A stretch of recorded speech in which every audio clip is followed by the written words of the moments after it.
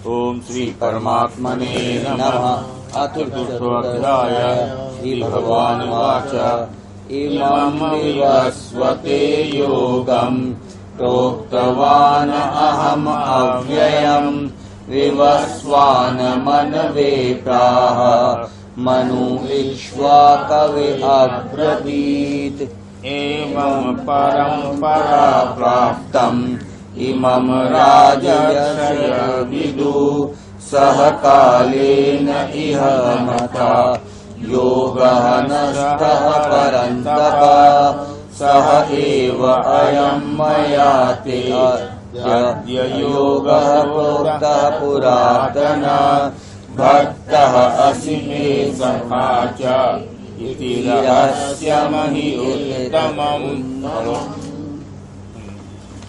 इसके पश्चात श्री भगवान बोले, हे अर्जुन, मैंने इस अविनाशी योग को सूर्य से कहा था।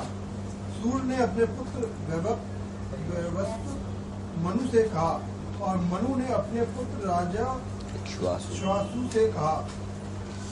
हे परम तप अर्जुन, इस प्रकार परंपरा से प्राप्त इस योग को राजऋषियों ने जाना, किंतु उसके बाद वह योग बहुत काल से इस पृथ्वी लोक से लुप्त प्राय हो गया। तू मेरा भक्त और प्रिय सखा है, इसलिए वही यह पुरातन योग आज मैंने तुझको कहा है, क्योंकि यह बड़ा ही उत्तम रहस्य है, अर्थात गुप्त रोकने योग्य विषय है। अब लोग पूछेंगे ना, पुनर्जन्म में क्यों विश्वास करते हो? कहने के भाई हम गीता में विश्वास करते हैं। गीता में जो प्रमाण है उसको छोड़कर भी गीता के चतुर्थ अध्याय पुनर्जन्म के बारे में क्या करा, यही तो शुरू होता है। अर्जुन ने क्या प्रश्न पूछा, देखो। अपरम भवतः जन्म परम जन्म विवस्वत कथम एतत् जानीयाम त्वम् आदौ प्रोक्तवान् इति। इस प्रकार भगवान के वचन सुनकर अर्जुन बोले, हे भगवान, आपका जन्म तो अर्वाचीन अभी हाल का है और सूर्य का जन्म बहुत पुराना है, अर्थात कल के आदि में हो चुका है। तब मैं इस बात को कैसे समझूं कि आप ही ने कल के आदि में सूर्य को वह योग कहा था। समझ मतलब, अरे महाराज आप तो अभी पैदा हुए, सूर्य तो बहुत पहले से हैं, आपने सूर्य को कैसे दिया उपदेश? ये जानते हैं उपदेश देते हैं, हमें अच्छा उपदेश देने वाले हैं, अभी पहचान नहीं पा रहे कृष्ण को, अब जवाब दे रहे हैं। श्री भगवान वाचा बहुनी मे व्यतीतानि जन्मानि तव अर्जुन तानि अहं वेद सर्वाणि न त्वं वेत्त परन्तप अजः अपि सन अव्ययात्मा भूतानाम् ईश्वरः अपि सन प्रकृतिं स्वां स्वाधिष्ठाय संभवामि आत्ममायया। पढ़ो। इस पर श्री भगवान बोले, हे परम तप अर्जुन, मेरे और तेरे बहुत से जन्म हो चुके हैं, उन सबको तू नहीं जानता, किंतु मैं जानता हूँ। तथा मेरा जन्म प्राकृत मनुष्यों के सदृश नहीं है। मैं अजन्मा और अविनाशी स्वरूप होते हुए भी तथा समस्त प्राणियों का ईश्वर होते हुए भी अपनी प्रकृति को अधीन करके अपनी योग माया से प्रकट होता हूँ। अपनी योग माया से प्रकट होता हूँ। हम लोग के लिए माया है, उनके लिए योग माया। वाल्मीकि रामायण के अंत में जो है, कभी एक दिन पढ़ देना यहाँ, जब सीता जी की दोबारा परीक्षा हुई, सीता जी भूमि में चली गई, अदृश्य हो गई, तब भगवान राम क्या करते हैं? धनुष बाण लेके कहते हैं, मेरी सीता को वापस करो। पृथ्वी ने तो टुकड़े टुकड़े करके तुमको समुद्र में विलीन कर दूंगा। पागल की तरह बोल रहे कृष्ण। तब ब्रह्मा जी आते, कहते महाराज आपका जो प्रयोजन था यहाँ पर वो हो गया पूरा, अवतार लेके जो करना था अब आप वापस चलिए। वो योग माया ढक लेता है तो भगवान भी हम लोग की तरह व्यवहार करने लगते, लेकिन वो योग माया से ढके हैं, माया से नहीं ढके हैं। स्वयं अपने योग माया से अपने को ढक लेते हैं ताकि मनुष्य की तरह व्यवहार कर पाए, मनुष्य के बीच में आकर। अब वो कृष्णा बच्चे बन के कर रहे हैं, कोई पहचान नहीं रही तो त्रिलोकीनाथ है ना। वो क्योंकि वो योग माया से ढक जाते हैं वो लोग, तो ये भी योग माया से उन्होंने ढक लिया। लेकिन मेरे इतने जन्म हो चुके हैं, मैं जन्म कब लेता हूँ अब बताते हैं, जन्म कब लेता हूँ बताते हैं। जो मैं तुम्हारी बात फिर यहाँ पर आएगी। चलो आगे।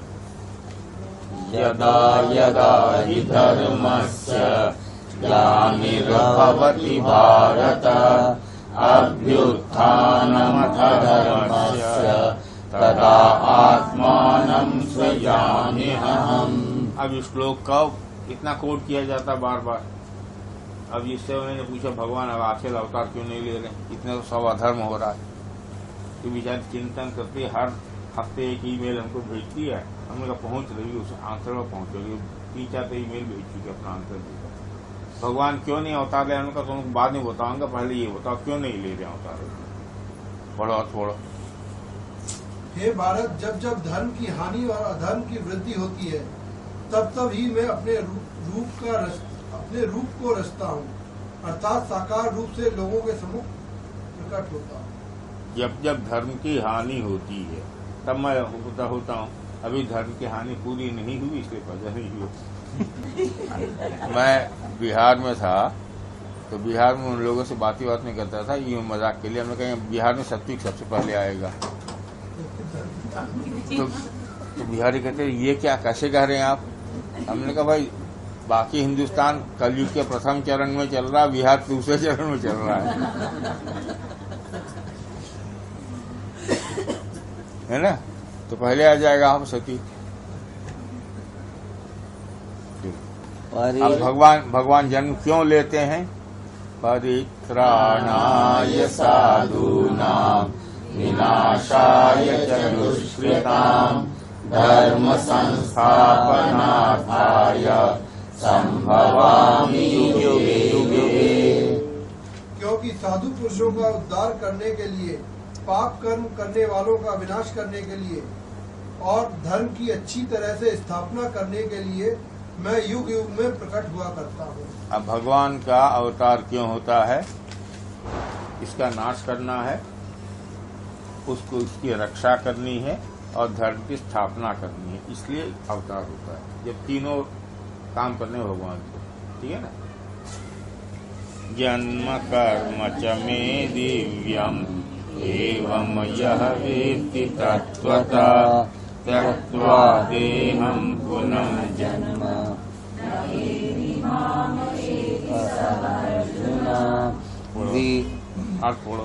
इसलिए हे अर्जुन, मेरे जन्म और कर्म दिव्य अर्थात निर्मल और अलौकिक है। इस प्रकार जो मनुष्य तत्व से जान लेता है वह शरीर को त्याग कर फिर जन्म को प्राप्त नहीं होता, किंतु मुझे ही प्राप्त होता है। वीतराग भय क्रोधा मन्मया माम उपाश्रिता बहवः ज्ञान तपसा पूता मद्भावम् आगता। ये यथा माम प्रपद्यन्ते तान् तथा एव भजामि अहम् मम वर्तम् अनुवर्तन्ते मनुष्या पार्थ सर्वशः काङ्क्षन्तः कर्मणां सिद्धि यजन्ते इह देवता क्षिप्रम् हि मानुषे लोके सिद्धिः भवति कर्मजा। और हे अर्जुन, पहले भी जिनके राग भय और क्रोध सर्वथा नष्ट हो गए थे और जो मुझ में अनन्य प्रेम पूर्वक स्थित रहते थे, ऐसे मेरे आश्रित रहने वाले भाव से भक्त उपयुक्त ज्ञान रूप तप से पवित्र होकर मेरे स्वरूप को प्राप्त हो चुके हैं। क्योंकि हे अर्जुन, जो भक्त मुझे जिस प्रकार भजते हैं मैं भी उनको उसी प्रकार भजता हूँ।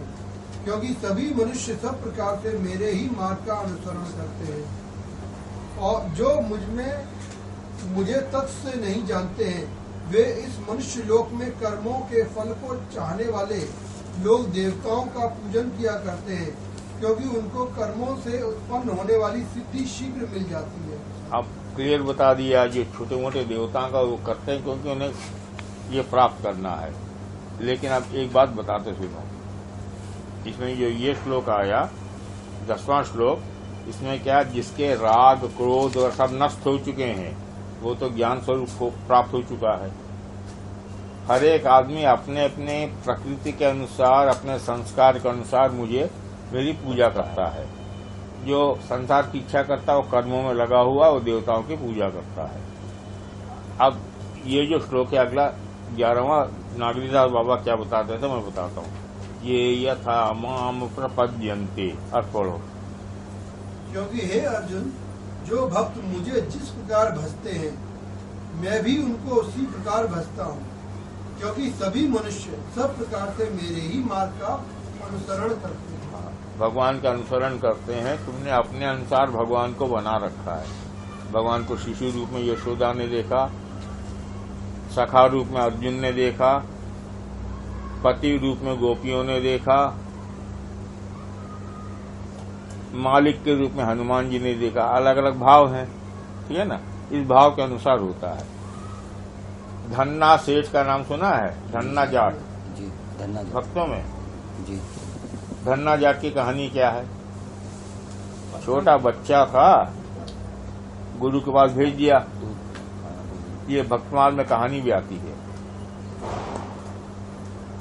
गुरु के पास गया और देखता था गुरु जी भोग लगाते हैं, वगैरह वगैरह सब करते हैं, और गुरु जी के साथ जाता था गाय चराने, सब कुछ।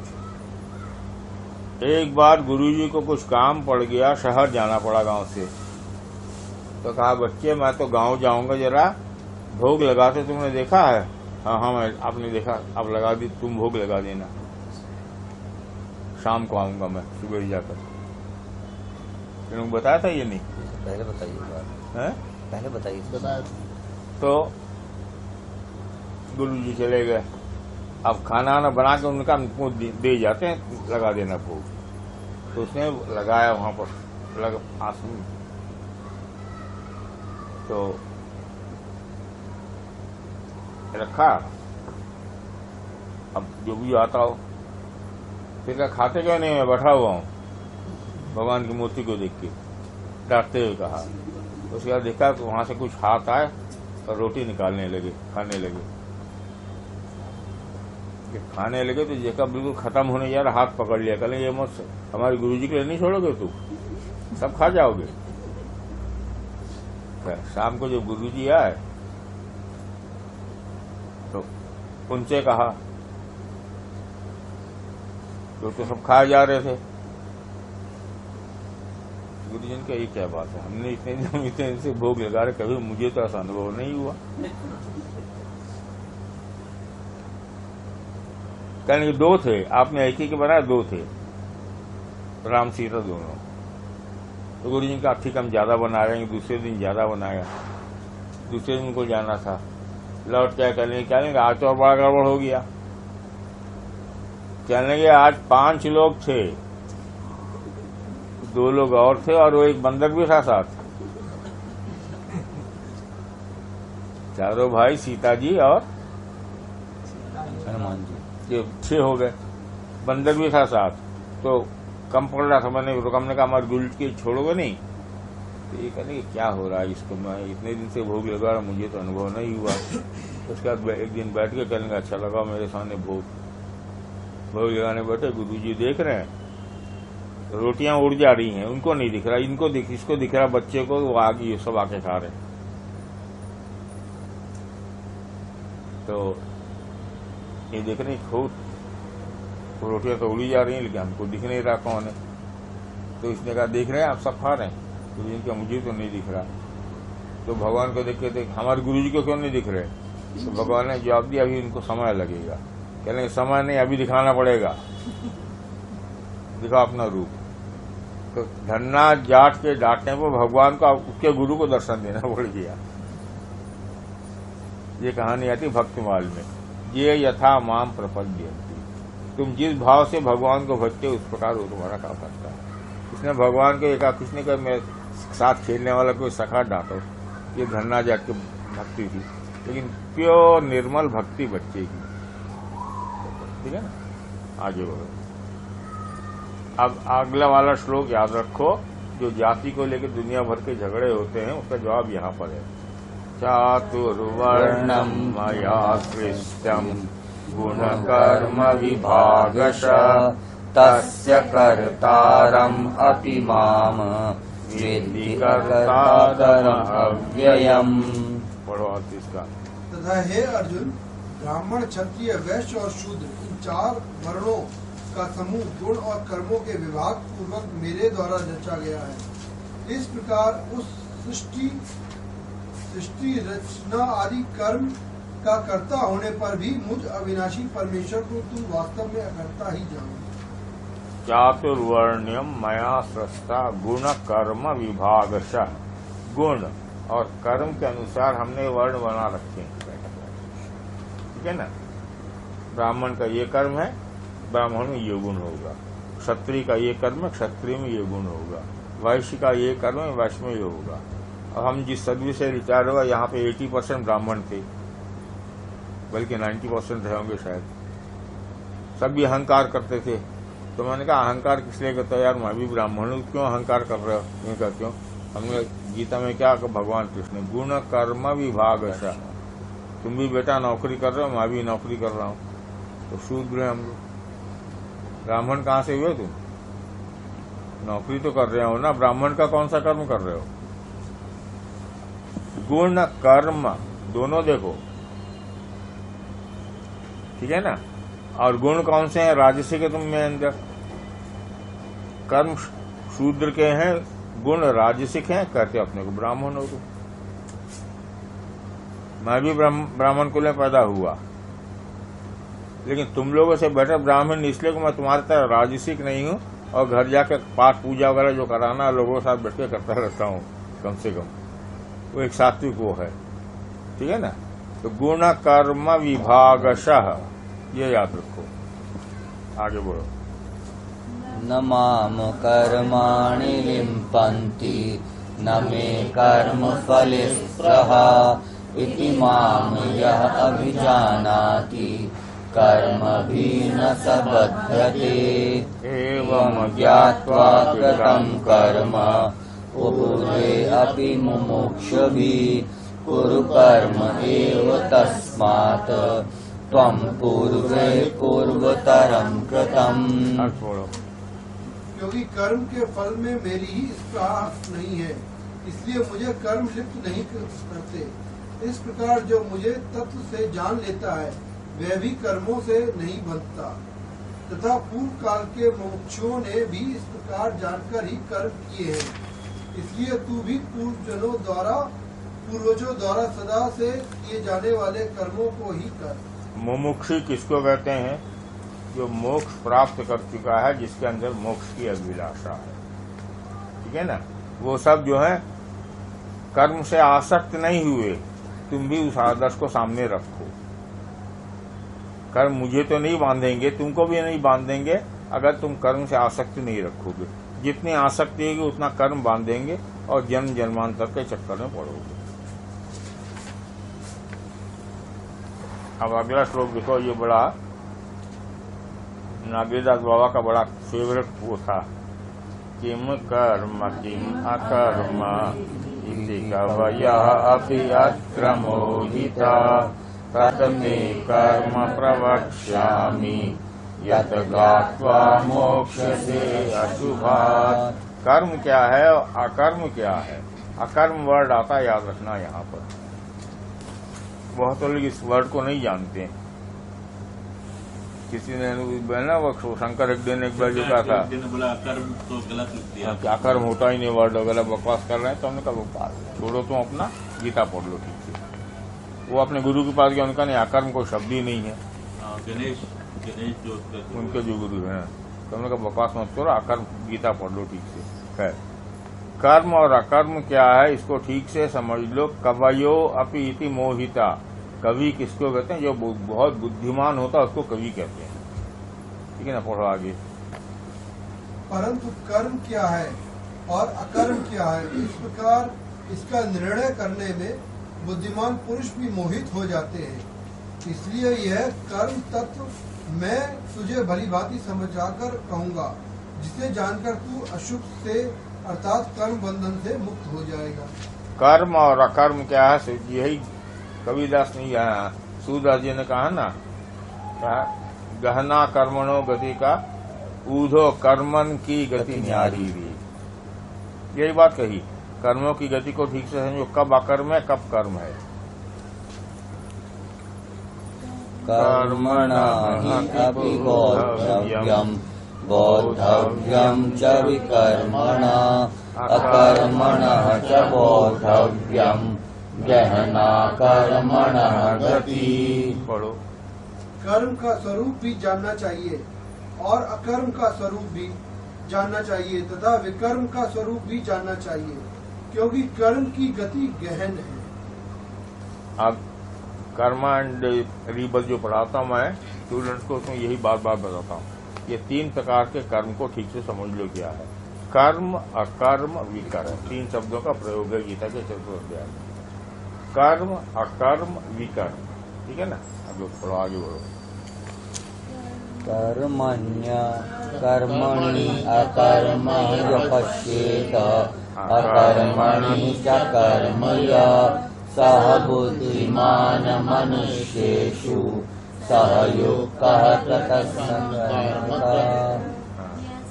आगे बढ़ो। यस्य सर्वे समारंभा काम संकल्प विवर्जिता ज्ञानाग्निदग्ध कर्माणम् तम आहु पंडितम बुधा। बोल पढ़ो। जो मनुष्य कर्म में अकर्म देखता है और जो अकर्म में कर्म देखता है वह मनुष्यों में बुद्धिमान है और वह योगी समस्त कर्मों का करने वाला है। और हे अर्जुन, जिसके संपूर्ण शास्त्र सम्मत कर्म बिना कामना और संकल्प के होते हैं तथा जिसके समस्त कर्म ज्ञान रूप अग्नि के द्वारा भस्म हो गए हैं, उस महापुरुष को ज्ञानी जन भी पंडित कहते हैं। पंडित कौन है? जो बिना आसक्त हुए कर्म कर रहा है और ज्ञान रूपी अग्नि से उसके ये सब भस्म हो चुके हैं, ठीक है ना। अब कर्म, अकर्म, विकर्म, इसको मैं मोटे तौर से यूं समझा देता हूं, उसका ये समझना आसान हो जाएगा। मलुकदास के वो 2 लाइन याद रखिए। अजगर करे न चाकरी, पंछी करे न काज, दात मलुका कह गए सबके दाता। ठीक है ना। अजगर करे न चाकरी बैठा हुआ, पंछी करे न काज, ये क्या, ये अकर्म की स्थिति है। अकर्म की स्थिति उनकी हो गई है जो सिर्फ शरीर यात्रा भर के लिए शरीर को रखे हुए, उनका कोई कर्म का बंधन नहीं रहेगा क्योंकि ज्ञान की पराकाष्ठा में पहुंच गए वो, ठीक है ना। उनके लिए कोई कर्म बाकी ही नहीं है, सिर्फ शरीर यात्रा पूरी करनी है वो। ये हो गया अकर्म। बाकी हम सब लिए नॉर्मल कर्म है। हम जो नॉर्मल कर्म कर रहे हैं इसमें से जो आसक्ति को छोड़कर जब क्या कर रहे हैं तो हम भी विकर्म अकर्म की ओर जा रहे हैं। अगर दुनिया भर की आसक्ति रह के, दुनिया भर के ये रख के पाप कर्म करते हुए कर रहे हैं दुनिया की चीज पाने के लिए, तो हम विकर्म की ओर जा रहे हैं। That is the difference. हम अकर्म की ओर जा रहे हैं कि विकर्म की ओर जा रहे हैं कर्म करते हुए, इसको ठीक से समझना बुद्धिमान का क्या। What is it leading me to greater depravity of action which will lead me to many births, or greater freedom from action which will lead me to salvation? त्यक्त्वा कर्म फलासंगम नित्यतृप्तः निराश्रया कर्मणि अभिप्रवृत्तः अपि न एव किंचित करोति स निराशी यत् चित्तात्मा तत्र सर्वपरिग्रह शारीरं केवलं कर्म कुर्वन्न आप्नोति किल्बिषम् यद्विच्छालाभसन्तुष्टः द्वन्द्वातीतः विमत्सरः समः सिद्धौ असिद्धौ च कृत्वा अपि न निबध्यते गतसङ्गस्य मुक्तस्य ज्ञानावस्थितचेतसा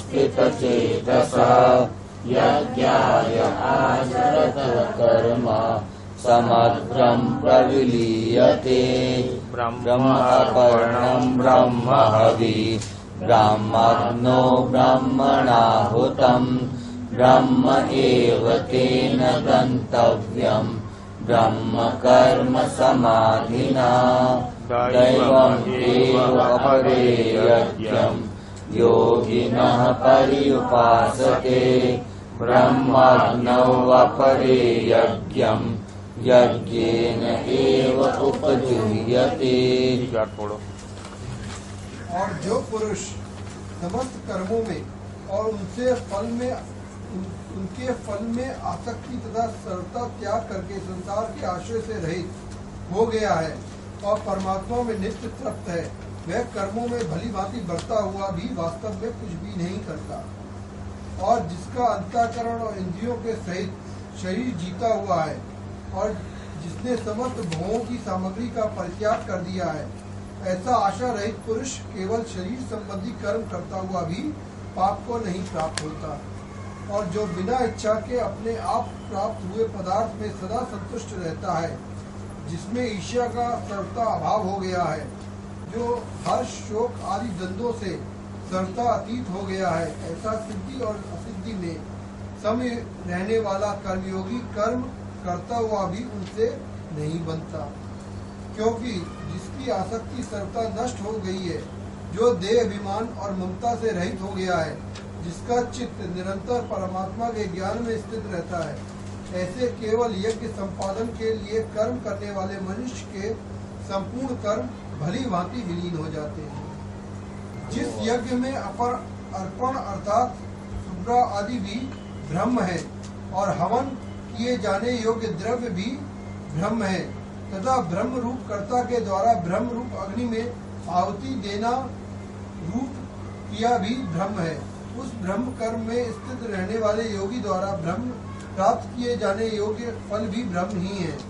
और दूसरे योगी जन देवताओं के पूजन रूप यज्ञ का ही भली भांति अनुष्ठान किया करते हैं और अन्य योगी जन पर ब्रह्म परमात्मा रूप अग्नि में अभेद दर्शन रूप यज्ञ के द्वारा ही आत्म रूप यज्ञ का हवन किया करते हैं। श्रोत्रादीनि इन्द्रियाणि अन्ये संयमाग्निषु जुह्यते शब्दादीन विषयान् अन्ये इन्द्रियाग्निषु जुह्यते सर्वाणि इन्द्रियकर्माणि प्राणकर्माणि च अपरे आत्मसंयम योगाग्नौ जुह्वति ज्ञानदीप्तते द्रव्ययज्ञा तपोयज्ञा योगयज्ञा तथा अपरे स्वधाय यज्ञा च यत् यः संचितव्रता। मतलब बता रहे हैं सब लोग उसको पाने के लिए कोई तपस्या कर रहा है, कोई प्राणायाम कर रहा है, कोई कुछ कर रहा है, लेकिन एम क्या है? एम सबका एक ही है कि वो स्थिति में पहुंचना जब हम अकर्म की स्थिति में पहुंच गया, अकर्म की स्थिति में। आगे बोलो। अन्य योगीजन श्रोत आदि समस्त इंद्रियों को संयम रूप अग्नियों में हवन किया करते हैं और दूसरे योगी लोग शब्दादि समस्त विषयों को इंद्रिय रूप अग्नियों में हवन किया करते हैं। दूसरे योगीजन इंद्रियों की संपूर्ण क्रियाओं को और प्राणों की समस्त क्रियाओं को ज्ञान से प्रकाशित आत्म संयम योग रूप अग्नि में हवन किया करते हैं। कई पुरुष द्रव्य संबंधी यज्ञ करने वाले हैं, कितने ही तपस्या रूप यज्ञ करने वाले तथा दूसरे कितने ही योग रूप यज्ञ करने वाले और कितने ही अहिंसा आदि तीक्ष्ण व्रतों से युक्त यत्नशील पुरुष स्वाध्याय रूप ज्ञान यज्ञ करने वाले हैं।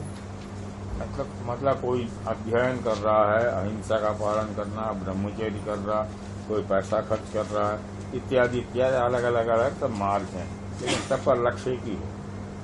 ठीक है ना? आगे बोलो। अपाने जुह्यति प्राणं प्राणे अपानं तथा अपरे प्राणापान गतिरुद्ध्वा प्राणायाम परायणा अपरे नियताहारा प्राणान् प्राणेषु जुह्यते सर्वे अपि एते यज्ञविद्या यज्ञक्षपितकल्मषा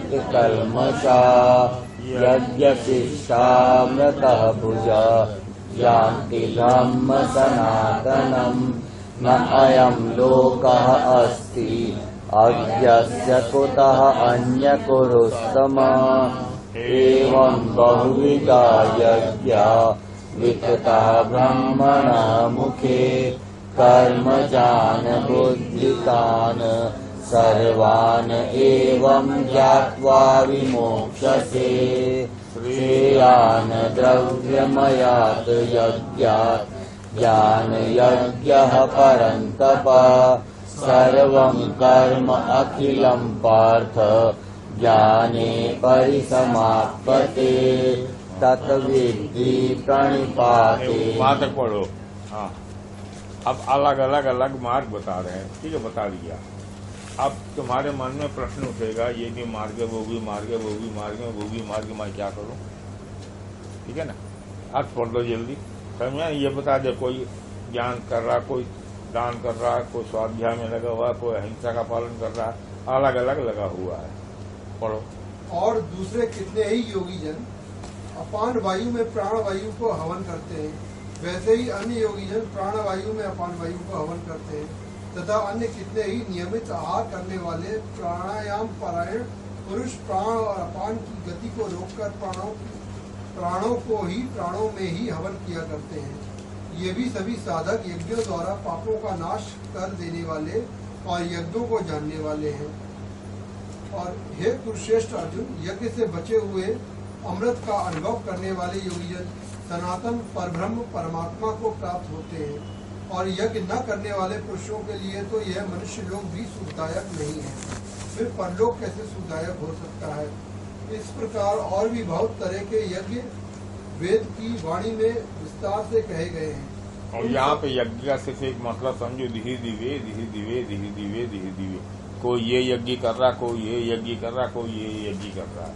ठीक है ना, लक्ष्य एक ही है, अलग अलग ढंग से कर रहा है। अब प्राण अपान उदान सम्मान व्यान, जो प्राणायाम इसमें बातें आती है ना, प्राणायाम कर रहा, कोई प्राणायाम कर रहा वगैरह, ये सब का मतलब क्या है? सबका लक्ष्य एक है, वो अभ्यास अलग अलग है।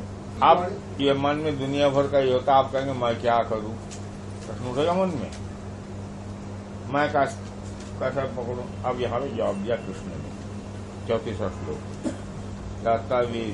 प्रणिपातेन परिप्रश्नेन सेवया उपदेक्षन्ति ते ज्ञानम् ज्ञानिनः तत्त्वदर्शिनः तत् ज्ञात्वा न पुनः मोहम् एवं यास्यसि पाण्डव येन भूतानि अशेषेण द्रक्ष्यसि आत्मनि यथो मयि।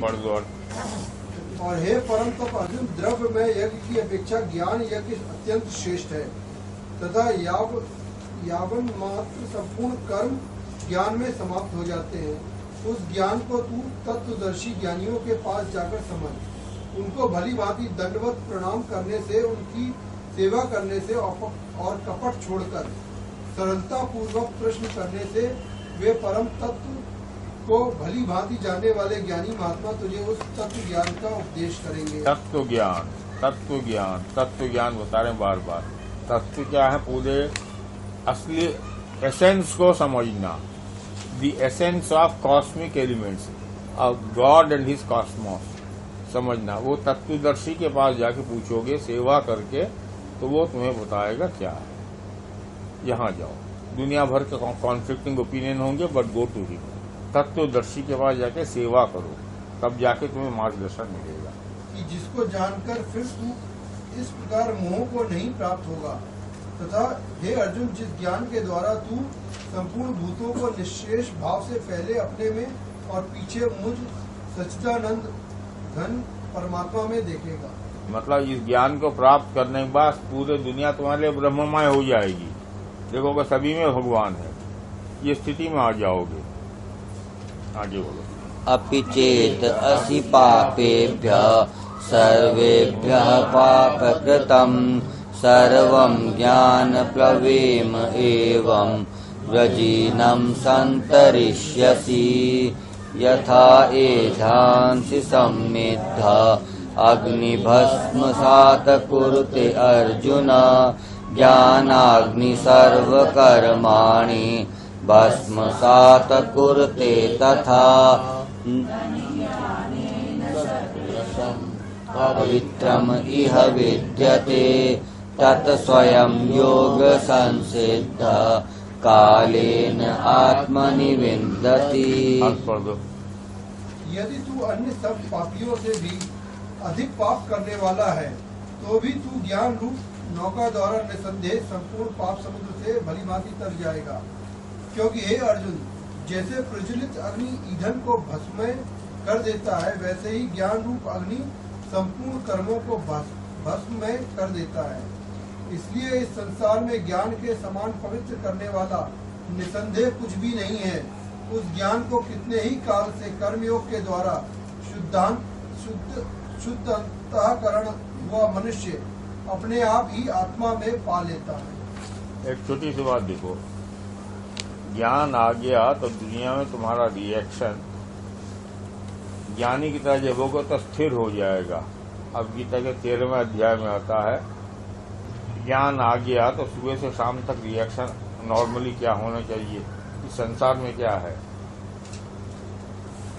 सुबह से शाम तक लोगों को देख लो, संसार में है क्या, बोलो।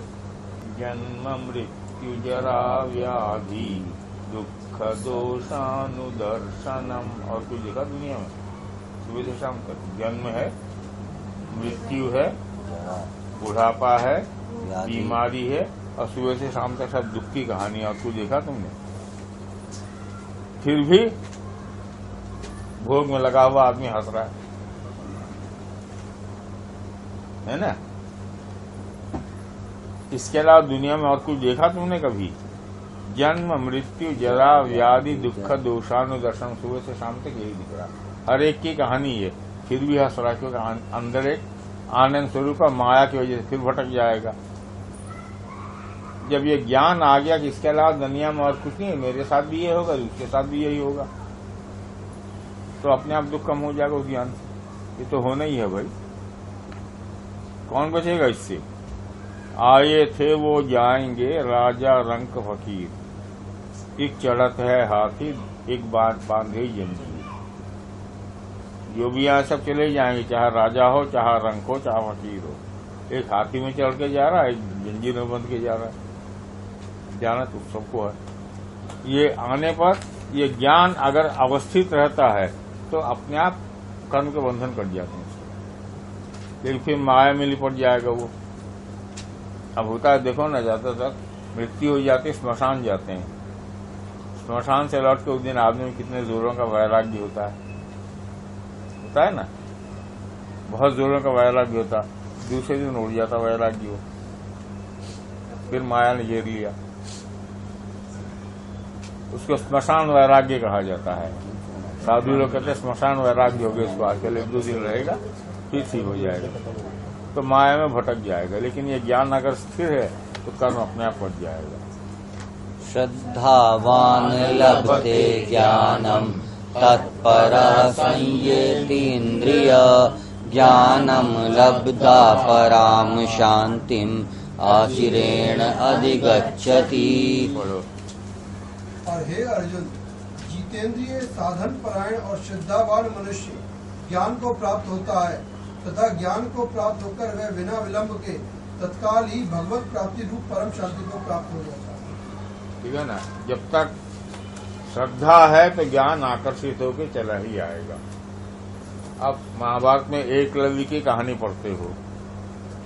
एकलव्य ने क्या किया? आके द्रोणाचार्य से तो सीखा नहीं, लेकिन द्रोणाचार्य की मूर्ति को रख के सीखना शुरू किया अपने आप, और अर्जुन से ज्यादा अच्छा निकला। बाद में उन्होंने अंगूठा मांग के एकलव्य को वो कर दिया। ठीक है ना? श्रद्धा। जितनी श्रद्धा होगी उतना ज्ञान आकर्षित होगा। तुमको हम बताते कोई बहुत बड़ा महात्मा है, जाके दर्शन करो, कोई प्रश्न मत पूछो, चुपचाप बैठे रहो श्रद्धा के साथ, तुम्हारे मन के प्रश्न का उत्तर अपने आप मिलता चला जाएगा। अनुभव करोगे जिसे पता लगेगी तुम्हें क्या, कोई पूछने की जरूरत नहीं होती है। वहां जाके अपने आप श्रद्धा है तो आकर्षितों की विद्या चली जाती है। जितनी श्रद्धा है, तुम्हारी श्रद्धा के अनुरूप तुम्हारी भक्ति होगी, तुम्हारा ज्ञान होगा। श्रद्धावान लभते ज्ञानम, ठीक है ना। अज्ञः च अश्रद्धान च संशयात्मा विनश्यति न अयम लोकः अस्ति न परः न सुखम संशयात्मना।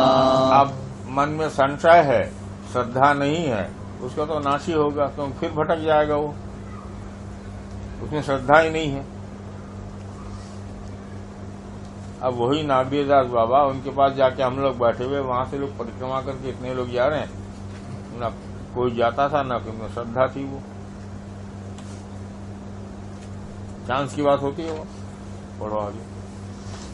और हे अर्जुन, विवेकहीन और श्रद्धा रहित संशय युक्त मनुष्य परमात्मा से अवश्य भ्रष्ट हो जाता है। ऐसा संशय युक्त मनुष्य के लिए न यह लोक है न परलोक है, न सुख ही है न सुख ही है। योग संन्यस्त कर्माणं ज्ञान संचिन्न संशयम् आत्मवन्तं न कर्माणि निबध्नन्ति धनञ्जय। तस्मात् अज्ञान सम्भूतं कृतस्तं ज्ञानिसिना आत्मना चित्वा एनं संचयं योगम् आतिष्ठ उत्तिष्ठ भारत। और हे धनंजय, जिसके कर्मयोग की विधि से समस्त कर्मों का परमात्मा में अर्पण कर दिया है और जिसके विवेक द्वारा समस्त संशयों का नाश कर दिया है, ऐसे वश में किए हुए अंतःकरण वाले पुरुषों को कर्म नहीं बांधते। इसलिए हे भरतवंशी अर्जुन, तू हृदय में स्थित इस अज्ञान जनित अपने संशय का विवेक ज्ञान रूप तलवार द्वारा छेदन करके समस्त रूप कर्मयोग में स्थित हो जा और युद्ध के लिए खड़ा हो जा। ये ज्ञान आ गया तो कर्म से संन्यास अपने आप आ जाएगा। कर्म से संन्यास कहा, कभी कर्म त्यागने के लिए नहीं कहा भगवान ने, ये बात याद रखो। गीता का उपदेश क्या है? कर्म से संन्यास। कर्म से संन्यास मतलब डिटैच। कर्म त्यागने के लिए नहीं कहा कभी, कि मैं भी कर्म करता हूँ तो दुनिया नाश हो जाएगी, मैं कर्म न करूँ, तुम कहाँ से भागोगे? और तुम्हारे अंदर की प्रकृति तो तुमसे काम करा ही लेगी, इसलिए कर्म तो करना है। अटैचमेंट मत करो, आसक्ति मत करो। तो ये कर्म का ज्ञान से कर्म का संन्यास आ गया, ठीक है ना। इसलिए ज्ञान कर्म संन्यास। पढ़ो। ओम तत्सदिति श्रीमद्भगवद्गीतासु उपनिषत्सु ब्रह्म विद्यायां योग शास्त्रे श्रीकृष्ण अर्जुन संवाद ज्ञान कर्म संन्यास योगो नाम चतुरोध्याय। हरि ओम तत्सत्, हरि ओम तत्सत्, हरि ओम तत्सत्।